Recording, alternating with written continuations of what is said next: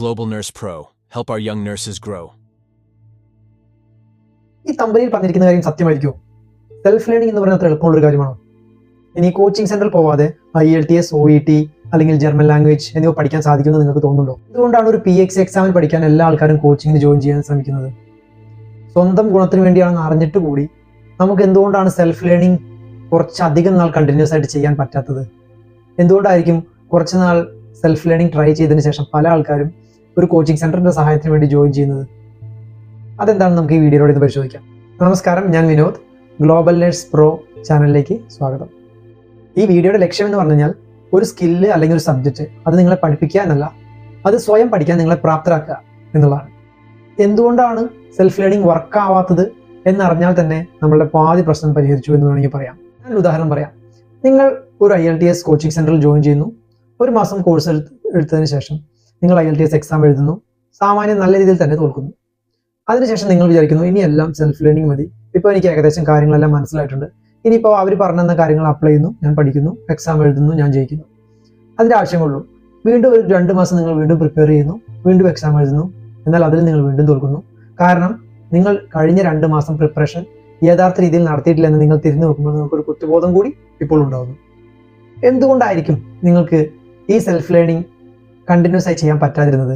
Okay, നിങ്ങൾക്ക് ഒരു self learning മൊഡ്യൂളിൽ സ്റ്റിക്ക് ഓൺ ചെയ്യാൻ പറ്റുന്നില്ല എന്ന് പറഞ്ഞാൽ അതിനർത്ഥം 3 കാര്യങ്ങൾ ശരിയല്ല എന്നാണ്. അത് ഒന്നാമത്തെ മോട്ടിവേഷൻ, രണ്ടാമത്തെ എബിലിറ്റി, മൂന്നാമത്തെ ട്രിഗർ. ഇനി അവ ഓരോന്നും എന്താണെന്ന് നമുക്ക് പരിശോധിക്കാം. നമുക്ക് ഒന്നാമത്തെ ഫാക്ടർ എടുക്കാം, മോട്ടിവേഷൻ. അത് ഒബ്വിയസ് ആണല്ലോ, മോട്ടിവേഷൻ ഇല്ല എന്നുണ്ടെങ്കിൽ നമുക്ക് സെൽഫ് ലേണിംഗ് കണ്ടിന്യൂ ചെയ്യാൻ പറ്റില്ല. നിങ്ങൾ ശ്രദ്ധിച്ചിട്ടുണ്ടാവും, നിങ്ങളുടെ ചില കൂട്ടുകാർ രാത്രി മുഴുവൻ ഉറക്കമൊഴിച്ച് പഠിച്ച് അവർ പരീക്ഷയിൽ പാസ്സാവുന്നു. എന്തായിരിക്കും അവരെ ഈ ഉറക്കമൊഴിച്ച് കണ്ടിന്യൂസ് ആയിട്ട് പഠിച്ച് പാസ്സാവാൻ വേണ്ടി മോട്ടിവേറ്റ് ചെയ്തത്? ചിലപ്പോൾ മെയിനായിട്ടുള്ള കാര്യം പേടിയായിരിക്കാം. വീട്ടിൽ പാരൻസ് വഴക്ക് പറയും, അല്ലാന്നുണ്ടെങ്കിൽ കുറഞ്ഞ മാർക്കിന് ഒരു ഷെയിം ഉണ്ടാവും, ആൾക്കാർ കളിയാക്കും, വീട്ടുകാരും നാട്ടുകാരും ബന്ധുക്കളും എല്ലാം കളിയാക്കും. അങ്ങനെ കുറഞ്ഞ മാർക്ക് മേടിച്ച് വീട്ടിൽ ചെന്ന് കഴിഞ്ഞാൽ അതൊരു ഫാക്ടർ ആവാം. ഇനി അതല്ലെങ്കിൽ ചിലപ്പോൾ ഫൈനാൻഷ്യൽ ബേർഡൻ, ഒരു ജോലി കിട്ടാതെ അലയേണ്ടി വരും, ഫൈനാൻഷ്യലി നല്ല ഡെപ്റ്റിലേക്ക് തള്ളപ്പെടാൻ സാധ്യതയുണ്ട്. ഇവ കാര്യങ്ങളെല്ലാം ചിലപ്പോൾ അവരെ മോട്ടിവേറ്റ് ചെയ്ത് അവരെ രാത്രി ഉറക്കമൊഴിച്ചിരുന്ന് പഠിച്ച് ജയിക്കുന്നവരാക്കി മാറ്റും. അതേപോലെ തന്നെയുള്ള വേറൊരു കൂട്ടർ, അവരും പഠിക്കും വളരെ നന്നായിട്ട്, പക്ഷെ അവരെ ഡ്രൈവ് ചെയ്യുന്നത് നേരത്തെ പറഞ്ഞ ഫിയർ അല്ല. ചിലപ്പോൾ അവർക്ക് ഒരു ബെറ്റർ ഫ്യൂച്ചർ എന്നുള്ള ഹോപ്പ് ആയിരിക്കും. നല്ല ജോലി, ഹാപ്പി പാരൻസ്, നല്ല വെൽ സെറ്റിൽഡ് ആയിട്ടുള്ളൊരു ഫാമിലി, ഇതെല്ലാം സ്വപ്നം കണ്ട് പഠിച്ച് അവർ ജയിക്കുന്നു. അതായത് മോട്ടിവേഷന് പോസിറ്റീവ് മോട്ടിവേഷനുണ്ട്, നെഗറ്റീവ് മോട്ടിവേഷനുണ്ട്. ആദ്യം പറഞ്ഞത് നെഗറ്റീവ്, രണ്ടാമത് പറഞ്ഞത് പോസിറ്റീവ്. രണ്ട് ഈക്വലാണ്. രണ്ടായാലും നിങ്ങൾ ഈ 2 ഫാക്ടേഴ്സ് വഴി മോട്ടിവേറ്റഡ് ആയാലും നിങ്ങൾ പഠിക്കുന്നു, നിങ്ങൾ നിങ്ങളുടെ റുട്ടീനിൽ സ്റ്റിക്ക് ഓൺ ചെയ്യുന്നു, നിങ്ങൾ രക്ഷപ്പെടുന്നു. ഞാനിതൊരു പ്രീച്ചിങ് ആയിട്ട് പറയുന്നതല്ല, ഞാൻ ഈ മോട്ടിവേഷന്റെ ഒരു ബേസിക് തിയറി മാത്രമാണ് ഇപ്പോൾ പറയുന്നത്. EJ Fogg എന്ന് പറഞ്ഞിട്ടുള്ള ഒരു ബിഹേവിയർ സയന്റിസ്റ്റ് ഉണ്ട്.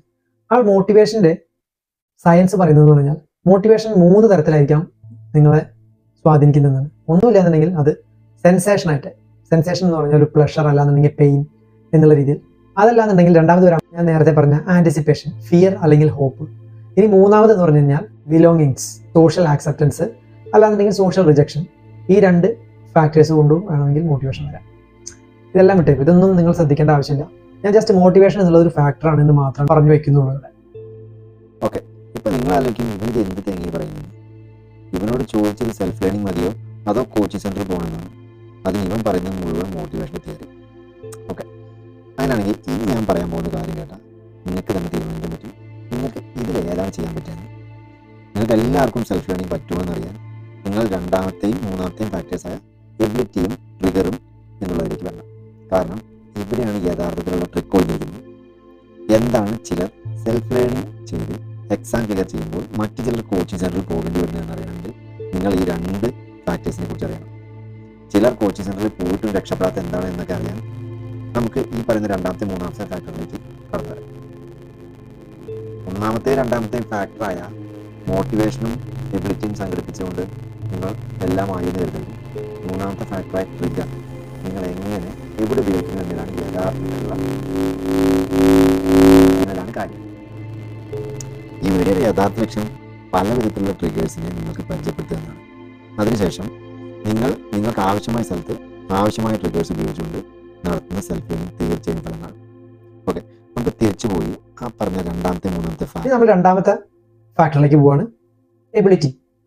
ഈ എബിലിറ്റി എന്ന് പറയുന്നതുകൊണ്ട് ഞാൻ ഉദ്ദേശിക്കുന്നത് നിങ്ങളുടെ ഫിസിക്കൽ എബിലിറ്റിയോ മെന്റൽ എബിലിറ്റിയോ ഒന്നുമില്ല. ചിലപ്പോൾ അതൊരു ഭാഗമായിട്ട് വരാം ഇതിന്റെ, എങ്കിൽ കൂടി ഈ എബിലിറ്റി എന്ന് ഉദ്ദേശിക്കുന്നത് ചില റിസോഴ്സുകളെ പറ്റിയിട്ടാണ്. ഈ റിസോഴ്സ് മൊബിലൈസ് ചെയ്യാൻ നിങ്ങൾക്ക് എന്തുമാത്രം എബിലിറ്റി ഉണ്ട് എന്നുള്ളതാണ് നമ്മൾ നോക്കാൻ പോകുന്നത്. എബിലിറ്റിയിൽ ഒന്നാമത്താണ് ടൈം, രണ്ടാമത്താണ് മണി, മൂന്നാമത്തതാണ് എഫേർട്ട്, നാലാമത്തത് റുട്ടീൻ. അപ്പോൾ ഇത്രയേരം പറഞ്ഞ കാര്യം ഞാൻ ഒന്നും കൂടി ഇനി പറയാണ്. നമ്മളുടെ സെൽഫ് ലേണിംഗ് ബന്ധപ്പെട്ട് കിടക്കുന്നത് 3 ഫാക്ടറുകൾ പ്രധാനമായും. ഒന്നാമത് നമ്മുടെ മോട്ടിവേഷൻ, രണ്ടാമത്തത് നമ്മുടെ എബിലിറ്റി, മൂന്നാമത്തെ ട്രിഗർ. അപ്പോൾ നമ്മൾ ആദ്യത്തെ 1, 2 കഴിഞ്ഞു. മൂന്നാമത്തെ ട്രിഗറിലേക്ക് വരാം. എന്താണ് ട്രിഗർ എന്നുകൊണ്ട് ഉദ്ദേശിക്കുന്നത്? ഇതിനു വേണ്ടി നമ്മൾ ഒരു ഗ്രാഫ് എടുക്കുകയാണ്. ഈ ഗ്രാഫിൽ എക്സ് ആക്സിസിൽ നമ്മൾ എബിലിറ്റിയും വൈ ആക്സിസിൽ മോട്ടിവേഷനും കൊടുക്കുന്നു എന്ന് വിചാരിക്കുക. ഈ ഗ്രാഫിൽ നിങ്ങൾ ശ്രദ്ധിച്ചോ, 1, 2, 3 എന്നാണ് രേഖപ്പെടുത്തിയിരിക്കുന്നത്. 1 എന്നുള്ളത് ഉയർന്ന മോട്ടിവേഷൻ ഉള്ള ഇടത്താണ്, പക്ഷെ അവിടെ എബിലിറ്റി കുറവാണ്. അതേപോലെ 2 എന്നുള്ളത് ഉയർന്ന എബിലിറ്റി ഉണ്ട്, പക്ഷെ മോട്ടിവേഷൻ കുറവുള്ള സ്ഥലത്താണ്. എന്നാൽ 3 എന്നുള്ളതോ മോട്ടിവേഷനും എബിലിറ്റിയും നല്ല കൂടുതലുള്ള സ്ഥലത്താണ്. അപ്പോൾ നിങ്ങൾക്ക് എന്താണ് തോന്നുന്നത്? മോട്ടിവേഷനും എബിലിറ്റിയും ഉണ്ടായിട്ട് കൂടി നമുക്ക് ചില ട്രിഗറുകൾ ആവശ്യമായിട്ടുണ്ട് എന്നല്ലേ ഉദ്ദേശിക്കുന്നത്? എന്നാലേ ഫലം കിട്ടുമെന്നായിരിക്കും അവർ ഉദ്ദേശിക്കുന്നത്, അല്ലേ? ഈ ഗ്രാഫിൻ്റെ പേരാണ് graph for choosing the right trigger. Okay, ഇതിൽ ഒന്നാമത്തെ ട്രിഗറിൻ്റെ പേരാണ് ഫെസിലിറ്റേറ്റർ, രണ്ടാമത്തേൻ്റെ പേര് സ്പാർക്ക്, മൂന്നാമത്തേൻ്റെ പേര് സിഗ്നൽ. അപ്പോൾ നിങ്ങൾ തീരുമാനിക്കണം ഈ ഗ്രാഫിൽ നിങ്ങൾ എവിടെയാണ് നിൽക്കുന്നത്. ഞാൻ നേരത്തെ പറഞ്ഞ ആ റിസോഴ്സ് എല്ലാം മൊബിലൈസ് ചെയ്യാൻ നിങ്ങൾക്ക് എന്തുമാത്രം എബിലിറ്റി ഉണ്ടെന്ന് നോക്കണം. നിങ്ങളുടെ മോട്ടിവേഷൻ എവിടെയാണ് നിൽക്കുന്നത് നോക്കണം.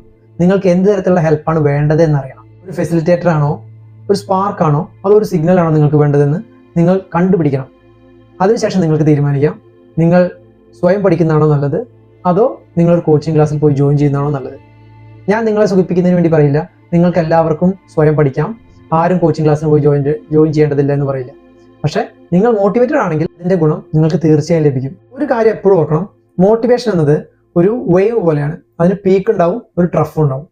അപ്പോൾ അർത്ഥം നമ്മൾ ആൻറ്റിബയോട്ടിക് കഴിക്കുന്നത് പോലെ നിശ്ചിത ഇടവേളകളിൽ ഒരു ചെറിയ ഡോസ് മോട്ടിവേഷൻ കിട്ടിക്കൊണ്ടിരുന്നാലേ ഒരേ രീതിയിൽ എഫേർട്ട് ഇട്ടുകൊണ്ട് നമ്മുടെ ലക്ഷ്യത്തിൽ എത്തിച്ചേരാൻ സാധിക്കുകയുള്ളൂ.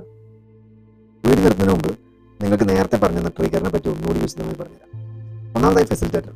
ഫെസിലിറ്റേറ്റർ എന്നത് ഒരു ഹെൽപ്പർ എന്ന് വേണമെങ്കിൽ പറയാം. നിങ്ങളൊരു ഇന്റേൺഷിപ്പ് ചെയ്യുന്ന നേഴ്സാണെന്ന് വിചാരിക്കാം. നിങ്ങൾക്ക് ആക്ച്വലി നേഴ്സിങ്ങിൻ്റെ തിയറി അറിയാമെങ്കിൽ പ്രാക്ടിക്കൽ നോളജ് കുറവാണ്. ഇവിടെ നിങ്ങൾക്ക് എബിലിറ്റി കുറവാണ്, പക്ഷേ നന്നായി പഠിക്കാനുള്ള ഒരു മോട്ടിവേഷൻ ഉണ്ടെന്നിരിക്കട്ടെ. നിങ്ങൾക്ക് വേണ്ട എന്താണ്? ഫെസിലിറ്റേറ്റർ. ഫെസിലിറ്റേറ്റർ നമുക്ക് വേണമെങ്കിൽ ഹെൽപ്പർ എന്നും പറയാം. അതായത് ഇതൊരു ട്രിഗറാണ് ഹെൽപ്പർ എന്നുള്ളത്. ഒരു നല്ല സീനിയർ അല്ലെങ്കിൽ ഒരു നല്ല വാർഡ് സിസ്റ്റർ അല്ലെങ്കിൽ ഒരു ഡെയിലി നിങ്ങളെ വിസിറ്റ് ചെയ്യുന്ന ട്യൂട്ടർ എന്നുണ്ടെങ്കിൽ അവർ നമുക്ക് വേണമെങ്കിൽ ഈ ഗണത്തിൽപ്പെടുത്താം. ഫെസിലിറ്റേറ്റർ കാര്യങ്ങൾ ലളിതമാക്കാൻ നിങ്ങൾക്ക് വേണ്ടിയിട്ട്, അതായത് നിങ്ങൾക്ക് എബിലിറ്റി കുറച്ച് കുറവുണ്ട്, അതിനെ സപ്ലിമെൻറ്റ് ചെയ്യാൻ വേണ്ടി കാര്യങ്ങളൊക്കെ ലളിതമാക്കി തരുന്ന ഒരു ഹെൽപ്പർ. ഇനി ഈ അറിവ് നിങ്ങളുടെ സെൽഫ് ലേണിങ്ങിന് നിങ്ങൾ അപ്ലൈ ചെയ്തുകൊണ്ടിരിക്കും. നിങ്ങൾക്ക് ഗ്രാഫിൻ്റെ ഈ ഭാഗത്താണുള്ളത്, നിങ്ങൾക്കൊരു മെൻറ്റർ ആവശ്യമുണ്ട്. അവർ നിങ്ങൾക്കൊരു ഫീഡ്ബാക്ക് തരും, പ്രാക്ടിക്കൽ ടിപ്സ് തരണം, പിന്നെ സപ്പോർട്ട് തരണം. നിങ്ങൾ അങ്ങനെയുള്ള ഒരാളെയാണ് മെൻറ്ററായിട്ട് എടുക്കേണ്ടത്. രണ്ട് വേറൊരു തരത്തിലുള്ള ഹെൽപ്പറാണ് റിസോഴ്സസ്. നിങ്ങൾക്ക് പഠിക്കാൻ ആവശ്യമുള്ള മെറ്റീരിയൽസ് ഉണ്ടെന്ന് വിചാരിക്കാം, അതിനുള്ള ആക്സസ് ഉണ്ടോ ഉണ്ടെന്നുണ്ടെങ്കിൽ നല്ല രീതിയിൽ കാര്യങ്ങൾ എക്സ്പ്ലെയിൻ ചെയ്യുന്ന ഒരു വീഡിയോ അല്ലെങ്കിൽ ഒരു പോഡ്കാസ്റ്റ് അല്ലെങ്കിൽ ഒരു ഇ ബുക്ക്, അവയൊക്കെ നമുക്ക് വേണമെങ്കിൽ ഈ ഗണത്തിൽപ്പെടുത്താവുന്നതാണ്. പിന്നെ വേറെ തരം ഹെൽപ്പാണ് പിയർ ലേണിംഗ് ഗ്രൂപ്പ്. അതായത് നമുക്ക് ചില ഗ്രൂപ്പുകൾ ജോയിൻ ചെയ്യാം. നിങ്ങളൊരു ഈ ഗ്രൂപ്പിൽ ജോയിൻ ചെയ്തുകൊണ്ട് എല്ലാം അറിയണമെന്നില്ല. ഗ്രൂപ്പിൽ പല കാര്യങ്ങളും അറിയാത്തവരുണ്ടാവും. അപ്പം അവരെ നമ്മൾ നേരത്തെ തൊട്ട് മുമ്പ് പറഞ്ഞ റിസോഴ്സിലൂടെ അതിന് മേക്കപ്പ് ചെയ്യാൻ ശ്രമിക്കണം. അതായത് ഒരു കമ്പൈൻ സ്റ്റഡി പോലെ എന്ന് പറയാം. പിന്നത്തെ ഒരു ഫെസിലിറ്റേറ്ററാണ് നിങ്ങൾക്ക് എന്താണ് പഠിക്കേണ്ടതെന്ന് വിശദമായിട്ട് രേഖപ്പെടുത്തിയുള്ള സിലബസ്. അതിനൊരു ഉദാഹരണം പറയുകയാണെങ്കിൽ IELTS പഠിക്കുന്നവർ, അതിന് പഠിക്കുന്നതിന് മുമ്പേ തന്നെ നിങ്ങൾക്ക് അതൊരു 4 മൊഡ്യൂൾ ഉണ്ട് എന്നുള്ള ഒരു നോളജെങ്കിലും ഉണ്ടായിരിക്കണം. ഓക്കെ, ഇനി നമുക്ക് ഈ ഗ്രാഫിൻ്റെ അടുത്ത ഭാഗത്തേക്ക് വരാം. ഇവിടെ നിങ്ങൾക്ക് എന്താണ് ആവശ്യം? സ്പാർക്ക്. അതായത് നേരത്തെ ഒരു ഹെൽപ്പർ എന്ന് പറഞ്ഞ പോലെ ഇവിടെ നിങ്ങൾക്കൊരു എൻകറേജറിനാണ് ആവശ്യം. ഉദാഹരണമായി നിങ്ങൾക്ക് ഇംഗ്ലീഷ് അത്യാവശ്യം നന്നായി കൈകാര്യം ചെയ്യാൻ അറിയാമെന്ന് വിചാരിക്കാം, എന്നാൽ മോട്ടിവേഷൻ ഇല്ല.